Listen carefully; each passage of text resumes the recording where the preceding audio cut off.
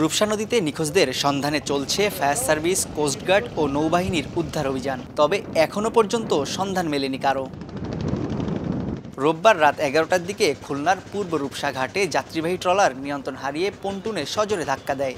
এতে ট্রলারে থাকা বেশ কয়েকজন যাত্রী নদীতে পড়ে যান। কয়েকজন তীরে উঠতে পারলেও দুজনকে তলিয়ে যেতে দেখেন প্রত্যক্ষদর্শীরা। নিখোঁজদের একজন রূপসা উপজেলার তালিমপুর গ্রামের বাসিন্দা ও সন্ধানী ক্লিনিকের অ্যাডমিন অফিসার শেখ মহিদুল হক মিঠু, অপর একজন নারী, তবে তার পরিচয় জানা যায়নি। নদী গভীর, ঘোলাটে পানি ও তীব্র স্রোতের কারণে বেগ পেতে হচ্ছে বলে জানায় ডুবুরি দল। সামনে দুজনের মধ্যে যে অপরিচিত যে লোকটা ছিলেন উনি সাথে সাথে উঠতে পারেন, কিন্তু আমার কলিগ মহিদুল হক মিঠুন ভাই উনি উঠতে পারেন না। ভাটা শেষ মুহূর্তে প্রচন্ড স্রোতের সময় ডুবছে। স্রোতের যে টান ছিল তখন শুনলাম যে নাকি 30 সেকেন্ডের ভিতরে অনেক দূরে নিয়ে গেছে। জোয়ার ও তীব্র স্রোতের কারণে উদ্ধার কার্যক্রম ব্যাহত হচ্ছে বলে জানায় ফায়ার সার্ভিস। সকাল 7টা থেকে আমাদের কাজ শুরু করি।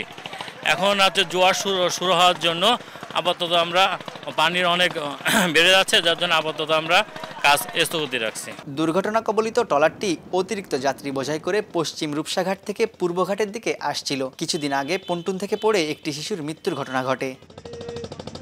তানজিম আহমেদ, সময় সংবাদ, খুলনা।